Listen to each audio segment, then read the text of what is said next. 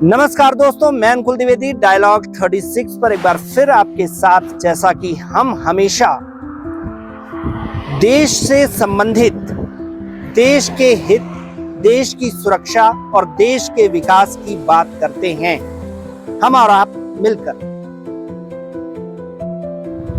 तो ऐसे बहुत सारे मुद्दे होते हैं डेली के, जो कोई ना कोई ऐसा मुद्दा होता है जो हमारे समाज को भी टच करता है। और आज भी हम देश के विकास, हित और सुरक्षा से संबंधित एक ऐसे ही मुद्दे पर बात करेंगे, लेकिन वो एक सामाजिक मुद्दा है और थोड़ा हटकर है हमारे सामान्य विषयों से, और वो मुद्दा है परिवार। अब आप बोलेंगे कि परिवार देश के हित, सुरक्षा और विकास से कैसे संबंधित है। तो साथियों, एक व्यक्ति जो देश के हित के लिए, विकास के लिए और सुरक्षा के लिए काम करता है, उसके व्यक्तित्व निर्माण की पृष्ठभूमि है परिवार। यदि परिवार का वातावरण सही रहा तो निश्चित तौर पर वहां एक ऐसे व्यक्ति का विकास होगा, वो परिवार का एक ऐसा सदस्य होगा जो देश को बहुत अच्छे तरीके से अपनी सेवाएं दे सकता है।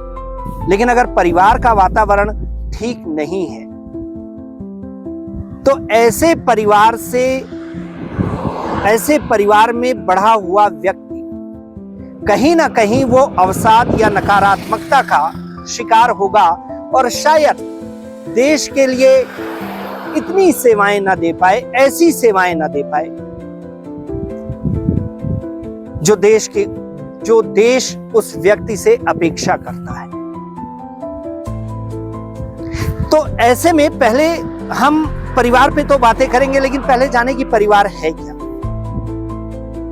देखिए, परिवार शब्द की उत्पत्ति संस्कृत भाषा के परिव्रियात शब्द से हुआ है, जिसका अर्थ होता है इससे ढका हुआ, इससे ढका हुआ या इससे घिरा हुआ।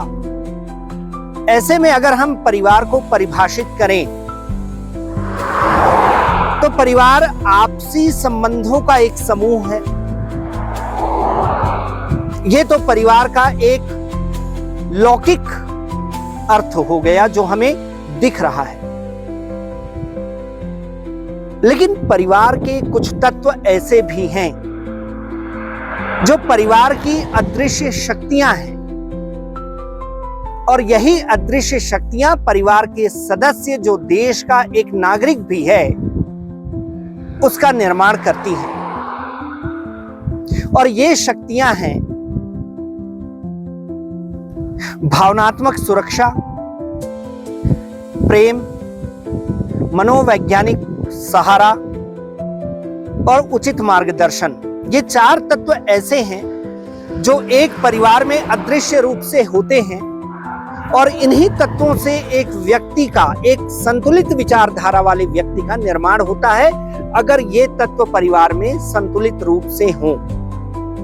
भावनात्मक सुरक्षा, मनोवैज्ञानिक सहारा, प्रेम और उचित मार्गदर्शन। और ये हमें परिवार के अलग अलग सदस्यों से मिलते हैं, और इनमें से अगर कोई एक तत्व भी किसी परिवार में नहीं है तो ऐसे में वह परिवार संतुलित नहीं है। और अगर इन तत्वों की कमी परिवार में रही तो वो परिवार बिखरेगा, ये तो निश्चित है।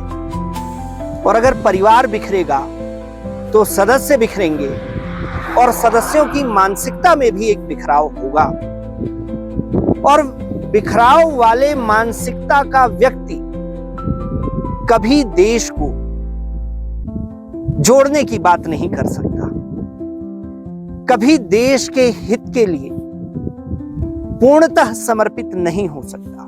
यह सत्य है। और आजकल हम देख रहे हैं कि परिवार में अक्सर इन तत्वों की कमी हो ही रही है। इन तत्वों के अभाव में भले ही एक छत के नीचे सारे सदस्य क्यों ना रहें, लेकिन हम उसे परिवार नहीं मान सकते, एक आदर्श परिवार नहीं मान सकते। तो बहुत जरूरी है कि हम अपने परिवार में सभी के साथ बैठकर इस बात का मूल्यांकन करें कि कहीं हमारे परिवार में इन 4 में से किसी भी एक तत्व की कमी तो नहीं है, और अगर ऐसा है तो हम परिवार के सभी सदस्यों को मिलकर इन तत्वों को संतुलित करना होगा, ताकि आपका परिवार भी एक आदर्श परिवार बन सके और वहां एक आदर्श विचारधारा वाले, एक आदर्श मानसिकता वाले सदस्य का निर्माण हो सके और वो सदस्य आदर्श रूप में देश को अपनी सेवा दे सके और देश आदर्श रूप में विकसित हो सके। बहरहाल डायलॉग 36 पे मैं अनुकूल द्विवेदी यहीं तक।